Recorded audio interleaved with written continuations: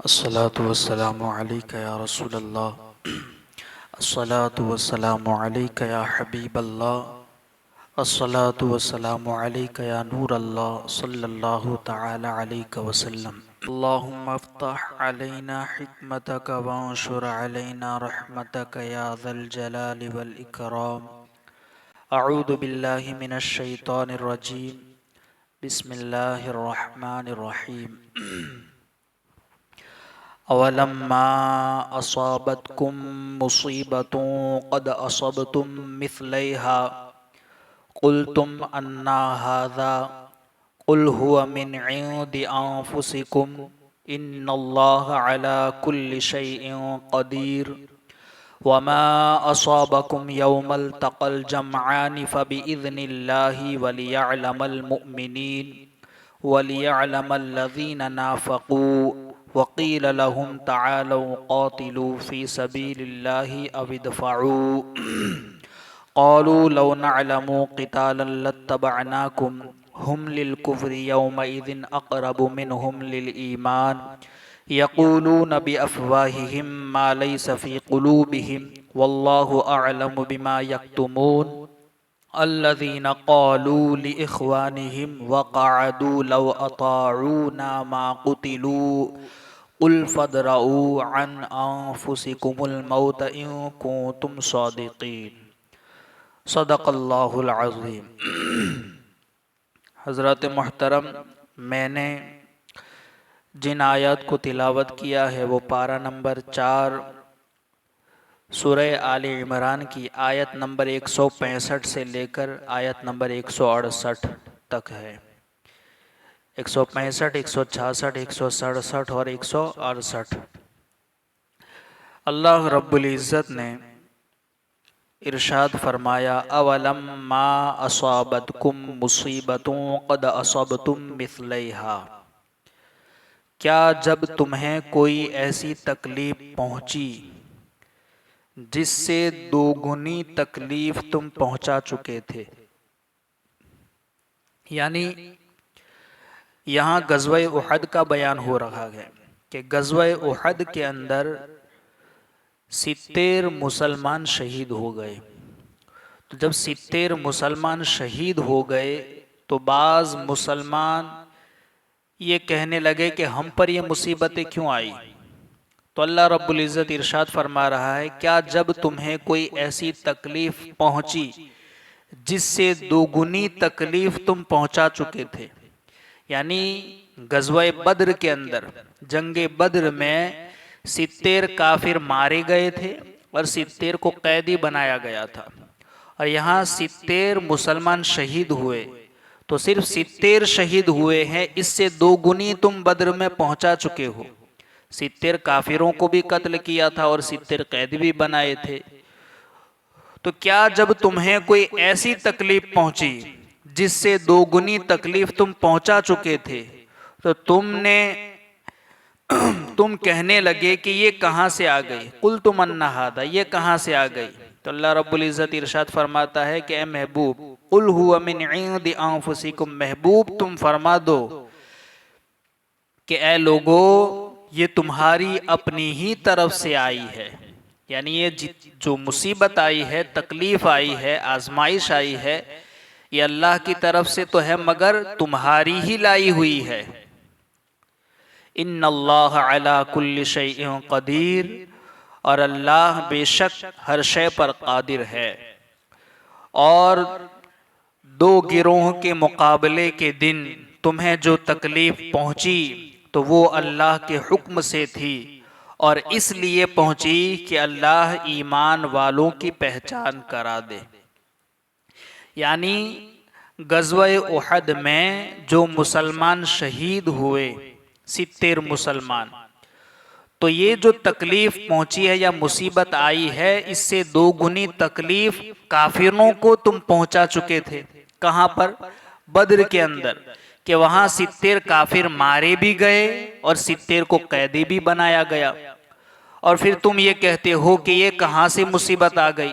हालांकि हम मुसलमान हैं, हम अल्लाह की इबादत करते हैं, हम अल्लाह रब्बुल इज़्ज़त के बताए हुए तरीक़े के मुताबिक चलते हैं, हम में तो अल्लाह का रसूल भी मौजूद हैं, अल्लाह का महबूब भी हैं, फिर हम पर ये मुसीबत कैसी? ये बाज मुसलमान कह रहे थे। तो अल्लाह रब्बुल इज़्ज़त ने हुक्म इरशाद फरमाया कि महबूब तुम फरमा दो कि ये जो मुसीबत आई है, यानी जो 70 सहाबा शहीद हुए हैं या बाज जख्मी हुए हैं, ये तुम्हारी ही लाई हुई मुसीबत है। क्यों? कि तुमने हुजूर सैयद आलम सल्लल्लाहु ताला अलैहि वसल्लम की जो हुक्म अदूली की थी। कैसे? कि जब सरकार ने तुम्हें उहद के ऊपर एक जगह पर तैनात किया था और वहां से हटने की मुमानियत फरमाई थी कि यहाँ से हटना नहीं है, तुम्हें यह जगह छोड़नी नहीं है, फिर भी तुम गनीमत के पीछे माले गनीमत लेने के लिए नीचे उतरे और हुजूर की हुक्म अदूली की, तो हुजूर की नाफरमानी की वजह से तुम्हें इस मुसीबत में मुब्तला करना पड़ा। तो जो मुसीबत तुम पर आई है, इससे दोगुनी तुम बद्र में पहुंचा चुके हो, और ये जो आई है वो भी तुम्हारी लाई हुई है। और फिर अल्लाह रब्बुल इज़्ज़त इरशाद फरमाता है कि अब तुम्हारी इस हुक्म अदूली की वजह से अब अल्लाह रब्बुल इज़्ज़त चाहे तो तुम्हारी इस तकसीर को दरगुजर कर दे, या चाहे तो फिर अदल फरमाए, या तुम्हारी गिरफ्त फरमाए, या तो फिर तुम्हें माफ फरमा दे। वमा असाबकुम यौमल तक़ल जमआनी फबिइज़्निल्लाह वलियअलमल मुमिनीन। और दो गिरोहों के मुकाबले के दिन, यानी किस दिन? जिस दिन एक गिरोह मुसलमानों का और एक गिरोह काफिरों का जब आमने सामने हुआ, उस दिन जो तुम पर मुसीबत आई, वो मुसीबत अल्लाह के हुक्म से है, अल्लाह की तरफ से है। उसमें हिकमत ये है। क्या हिकमत है? कि अल्लाह वलियअलमल मुमिनीन, अल्लाह ईमान वालों को आजमाए, अल्लाह ईमान वालों की पहचान करा दे कि जब इस मुसीबत जब ये आई है, तो अब इसमें जो ईमान वाला होगा किस कदर साबित कदमी के साथ रहता है और हुजूर के साथ साबित कदम रह करके कैसे जंग करता है और कैसे सब्र कर मुजाहिरा करता है। यहाँ गज़वे उहद का बयान है, और इसी पैराए में यहाँ बयान किया जा रहा है कि तुम्हें मैदान उहद में तकलीफ पहुंची कि तुम में से 70 शहीद हुए, जबकि मैदान बद्र में कुफ्फार के 70 आदमी मारे गए और 70 गिरफ्तार हुए, तो कुफ्फार का नुकसान 2 गुना हुआ।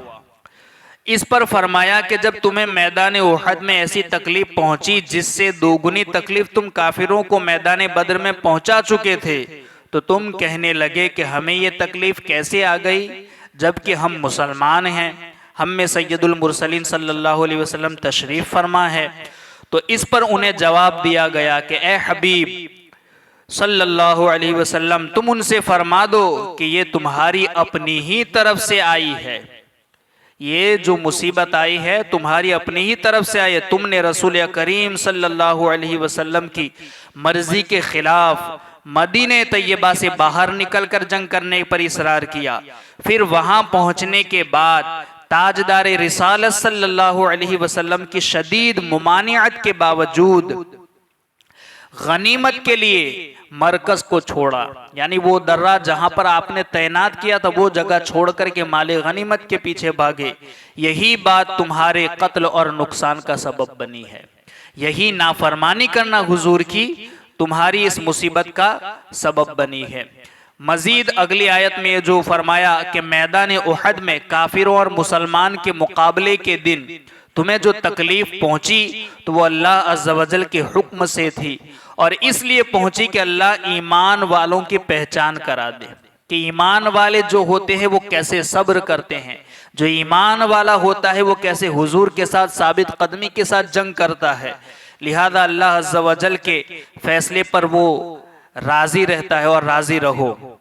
या तो इसलिए ये मुसीबत पहुंची कि वलियअलमल लज़ीना नाफ़क़ू, ताकि अल्लाह रब्बुल इज़्ज़त मुनाफिकों की पहचान करा दे कि कौन यहाँ हुजूर का साथ देता है और कौन साथ छोड़ करके भागता है। वलियअलमल लज़ीना नाफ़क़ू वक़ील लहुम तआलू क़ातिलू फ़ी सबीलिल्लाहि अव इदफ़ऊ, और इसलिए ये तकलीफ पहुंची कि अल्लाह मुनाफिकों की पहचान करा दे। एक हिकमत तो ये थी कि मोमिनों की पहचान करा दे कि मोमिन किस तरह साबित कदम रहते हैं और सब्र करते हैं, और दूसरी हिकमत ये थी या तो मुनाफिकों की पहचान करा दे कि जो मुनाफिक है वो कैसे भाग जाते हैं। और जब उनसे कहा गया, यानी मुनाफिकों को जब कहा गया कि आओ अल्लाह की राह में जिहाद करो या दुश्मनों से दिफा करो, तो कहने लगे अगर हम अच्छे तरीके से लड़ना जानते, क्या कहा, लौ नअलमु क़ितालन लत्तबअनाकुम, अगर हम अच्छे तरीके से लड़ना जानते या हम लड़ाई को सही समझते तो हम जरूर तुम्हारा साथ देते। ये लोग उस दिन जाहिरी ईमान की निस्बत खुले कुफ्र के ज्यादा करीब थे। यानी उन लोगों ने जो ये कहा, हजरत जाबिर बिन अब्दुल्ला यानी हजरत जाबिर के वालिद हजरत अब्दुल्ला बिन अम्र, जब मुनाफिकों का सरदार अब्दुल्ला इब्ने उबै अपने 300 साथियों के साथ उहद के मैदान से भागा, जब जाने लगा तो हजरत जाबिर के वालिद हजरत अब्दुल्ला उसके पीछे गए और उससे कहा कि ए दुश्मन खुदा, हुजूर का साथ छोड़कर न जा और हुजूर का साथ दे, या कम से कम हमारे साथ रहे ताकि हमारी तादाद देखकर दुश्मनों को हमारी ताकत का अंदाजा हो जाए, या अगर ऐसा नहीं तो कम से कम अपने शहर का दिफा तो कर, मदीने का तो दिफा कर। तो उसने कहा कि अगर मैं इस लड़ाई को सही समझता तो मैं जरूर साथ देता, पर मैं ये समझता हूं कि ये लड़ाई नहीं होगी। और या तो उसने ये कहा कि हम सही तरीके से लड़ना नहीं जानते, या ये कहा कि मैं इस लड़ाई को सही नहीं समझता। यानी उसके दिल में ये था मुनाफिकों के कि हम बिला वजह काफिरों से जंग क्यों करें, हमें तो सबके साथ बनाकर रखनी है।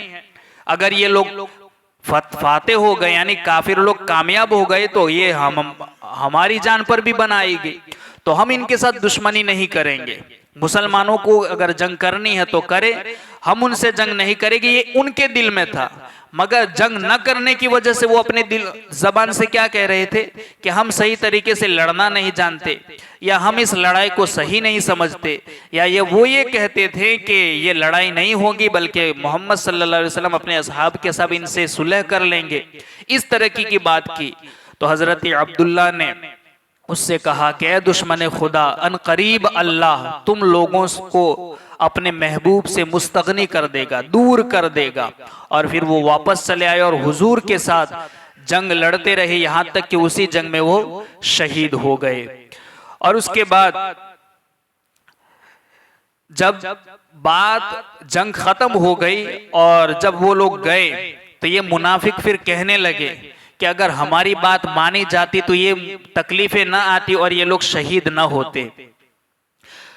तो यहाँ उसी का जिक्र हो रहा है कि अल्लाह ने ये मुसीबत इसलिए भी भेजी ताकि मोमिनों को आजमाए, और दूसरी हिकमत ये थी कि ताकि मुनाफिकों को की पहचान करा दे। जब उनसे कहा गया कि आओ अल्लाह की राह में जिहाद करो या दुश्मनों से दिफा करो, तो कहने लगे अगर हम अच्छे तरीके से लड़ना जानते, या यूं कहा कि अगर हम इस लड़ाई को सही समझते तो जरूर तुम्हारा साथ देते। ये लोग उस दिन जाहिरी ईमान की निस्बत खुले कुफ्र के ज्यादा करीब थे। यानी वैसे तो उन्होंने जबान ही से कलमा पढ़ा था, दिल से तो वो मोमिन थे ही नहीं, वो इस्लाम के दुश्मन थे। जाहिरन जो मुसलमान अपने आप को दिखा रहे थे, मगर उस दिन तो वो जाहिरी ईमान से भी ज्यादा कुफ्र के करीब थे जब उन्होंने ये बात बोली अपनी जबान से कि हम इस लड़ाई को सही नहीं समझते। तो ये इनका कहना ये खुल करके सामने आ गई। तो अब ये कहने की बदौलत अब जाहिरी ईमान से भी ज्यादा वो कुफ्र के ज्यादा करीब थे। अपने मुंह से वो बातें कहते हैं जो उनके दिलों में नहीं है। यानी वो जो अपने मुंह से कहते हैं वो उनके दिलों में नहीं, वो उनके दिलों में बातें छुपा कर रखते हैं। वो लड़ना क्यों नहीं चाहते थे, वो ये समझते थे कि हम बिला वजह किसी को दुश्मन क्यों बनाए, हम अपने आप को हलाकत में क्यों डालें। तो यही कहा अल्लाह ने कि अपने मुंह से वो बातें कहते हैं जो उनके दिलों में नहीं है, और अल्लाह बेहतर जानता है जो बातें ये छुपा रहे हैं। वल्लाहु अअलमु बिमा यक्तुमून, और अल्लाह बेहतर जानता है जो अपने दिलों में वो छुपा रहे हैं। गज़वा उहद में मुसलमानों के नुकसान उठाने की हिकमतों को मुतअद्दिद मकामात पर बयान फरमाया गया। यानी ये जो नुकसान मुसलमानों ने उठाया, एक हिकमत तो ये थी कि मुसलमानों को आजमाया जाए कि मोमिन कैसे मुसीबत में सब्र करता है, साबित कदमी के साथ हुजूर का साथ देता है। और दूसरी हिकमत ये थी कि मुनाफिकों को पहचान कराया जाए, जिसमें बहुत बड़ी हिकमत मुसलमानों और मुनाफिकों के दरमियान इम्तियाज जाहिर करना था। चुनांचे यहाँ पर भी फरमाया गया कि मुसलमान लश्कर को मैदान उहद में इसलिए तकलीफ पहुंची ताकि अल्लाह ज़वजल लोगों को मुनाफिकों की पहचान करा दे, मुनाफिकों की पहचान लोगों को करा दे। क्योंकि मुनाफिकों की हालत ये थी कि जब जंगी उहद शुरू होने से पहले अब्दुल्ला बिन उबय वगैरह मुनाफिकों ने से कहा गया कि आओ अल्लाह की राह में जिहाद करो या सिर्फ हमारे साथ मिलकर हमारी तादाद बढ़ाओ जिससे एक किस्म का दिफा मजबूत हो। तो ये मुनाफिक कहने लगे कि अगर हम अच्छे तरीके से लड़ना जानते, या यूं कहा कि अगर हम इस लड़ाई को सही समझते तो जरूर तुम्हारा साथ देते। यानी इन्होंने बिला वजह जंग न करने से बहाने बनाए। तो उन मुनाफिकों के बारे में फरमाया गया कि ये दर हकीकत उस दिन अपने जाहिरी ईमान की निस्बत खुले कुफ्र के ज्यादा करीब थे। जाहिरी ईमान यानी सिर्फ जबान से वो कलमा पढ़ते थे, तो अब तो ये जाहिरी ईमान से भी उस दिन तो ज्यादा कुफ्र के करीब थे जब उन्होंने ये कहा। ये अपने मुंह से वो बातें कहते हैं जो उनके दिलों में नहीं है। यानी ये मुंह से तो ये कहते हैं कि हम मुसलमान हैं, लेकिन हम जंग करना नहीं जानते, लेकिन दिल में ये कहते हैं कि कुफ्फार को अपना दुश्मन न बनाओ, बिला वजह हम मुसीबत में क्यों पड़े, तो मुसलमानों को उनके हाथों तबाह हो जाने दो। ये उनके दिलों में ख्वाहिश ये थी कि हमें जंग नहीं करनी, जो करता है उन्हें हलाक होना है तो होने दो। तो ये बहाना बनाया कि हम लड़ना नहीं जानते। तो अल्लाह खूब जानता है कि उनके दिलों में क्या छुपा हुआ है।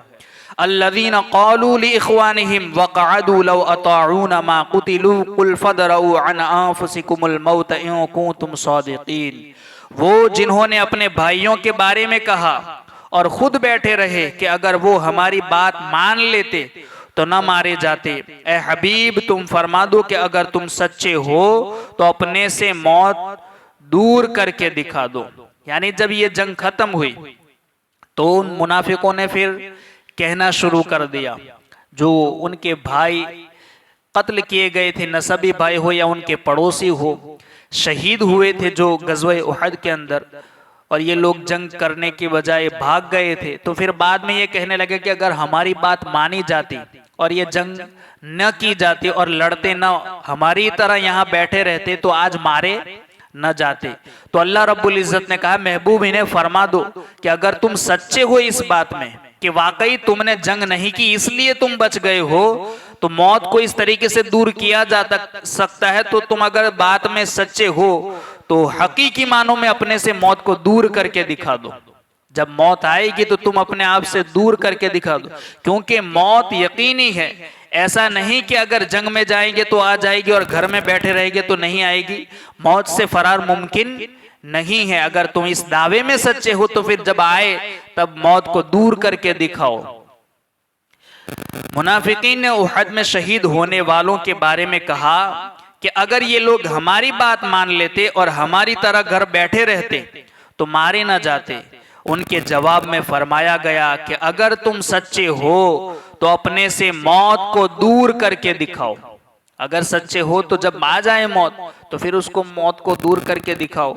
यकीनन मौत तो बहरहाल आकर ही रहेगी, ख्वाह आदमी घर में छुप कर बैठ जाए। तो ये कहना सरासर गलत है कि अगर लोग हमारी बात मानकर जिहाद में न जाते तो मारे न जाते। ये बिल्कुल गलत है, क्योंकि अगर मौत मुतय्यन है तो चाहे आदमी घर में रहे चाहे जंग में रहे, अगर मौत है तो हर जगह आएगी। बल्कि इस आयत की तफसीर के अंदर अल्लामा अबुल समरकंदी रहमतुल्लाह ताला अलैह ने तफसीर समरकंदी में इसी आयत की तफसीर में लिखा है कि जब उन्होंने ये कहा कि अगर हमारी बात मान लेते तो मारे न जाते, उसी दिन 70 मुनाफिकों को मौत आ गई। उसी दिन 70 मुनाफिकीन मारे गए। यानी मौत से फरार मुमकिन है ही नहीं। कोई ये समझकर कि मैं घर में रहूंगा तो मौत नहीं आएगी और वो जंग में गया है तो वो मर जाएगा, ऐसा नहीं। अगर मौत यकीनी है, चाहे जंग में रहो चाहे घर में रहो, हर जगह आकर रहेगी। तो उनका ये कहना बिल्कुल गलत था। अल्लाह रब्बुल इज़्ज़त की बारगाह में दुआ है कही सुनी बातों पर हम सबको अमल की तौफीक अता फरमाए। अल्लाहुम्मा रब्बना नव्विर कुलूबना बिल कुरआन वज़य्यिन अखलाक़ना बिल कुरआन वनज्जिना मिनन नार बिल कुरआन व अदखिलना फिल जन्नति बिल कुरआन।